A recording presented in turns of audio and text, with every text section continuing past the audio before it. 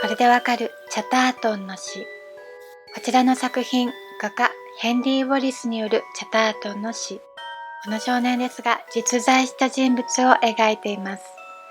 トマス・チャタートン。18世紀末、わずか17歳で服毒自殺をした天才詩人。中世史の贋作家としても知られています。フランスの劇作家アルフレッド・ド・ビニーはこの話をモデルにして戯曲化しています。まずトマス・チャタートンのお話をしてから、この作品にまつわる画家のお話と絵画のご紹介をしていきます。トマス・チャタートン、1752年イギリスのブリストルに生まれる。父は彼が生まれる3ヶ月前に亡くなっていたので、母が裁縫の内職によって姉とトマスを育てました。父の遺品の書籍をきっかけに読書にのめり込んでいきます。よそからも借りて夢中で読むうちに、書物の中が現実と思えてきて、ふと、どうして自分はこんな惨めな世界にいなくてはならないのだろう、などと思うこともありました。8歳の時、衣食住の費用が飢饉によって賄われる学校に行き、厳しい規則の中で暮らしました。チャタートンは母からもらうわずかのお小遣いはすべて貸本屋に渡していました。古文詩を読み漁っているうちに自分でも書けるようになってきて、トマス・ローリーという偽名で詩を書いていました。ローリーはエドワード4世治世紀のブリストル市長の庇護のもと活動する詩人という設定。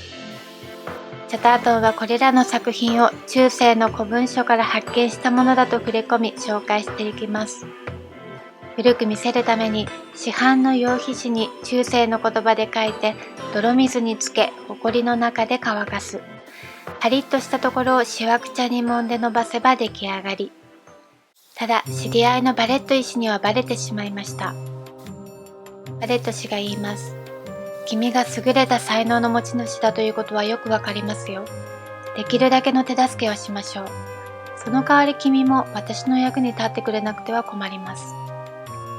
それからチャタートンはバレット氏にいろいろ教わる代わりに、家にある古い記事から昔のお城や教会についての断片的な記述を見つけ、それに自分の古語を補って医師に渡していました。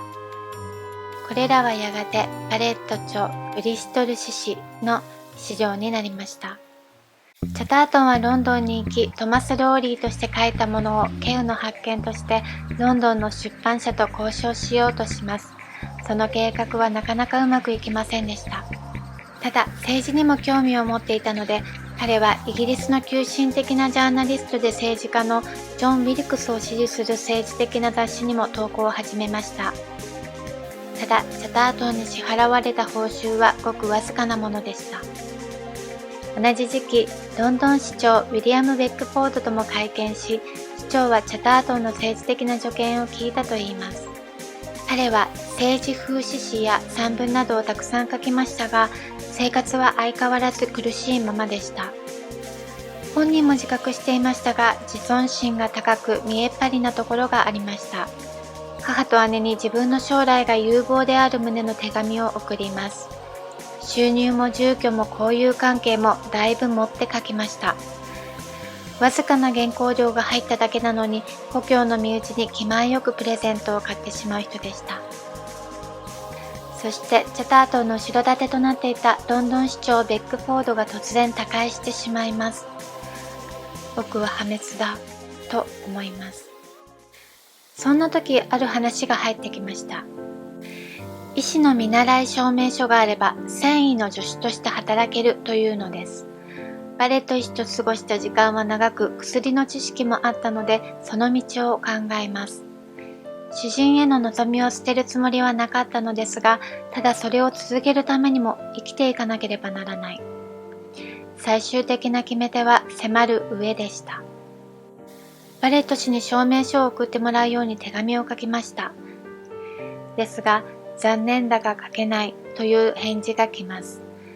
実際に見習いはしていなかったので仕方なかったのですが、チャタートンはバレット氏にも見捨てられたと思います。公園の水しか飲めない日もあり、疲れ切ってきました。薬屋で夜中ネズミがうるさいと言って殺素剤としてヒ素を少し瓶に入れてもらいました。そしてそれを自分の部屋で飲みました。こちらの絵、チャタートンがいた屋根裏部屋です。部屋には紙が散らばり、床にはヒ素の瓶が転がっている。天才的な才能を持ちながらも十分認めてもらえず、ちゃんと食べることもできず、すべてがうまくいかない。体力とともに気力も失っていく。またそこに家族にはよく見せたいという見栄とプライドもあり、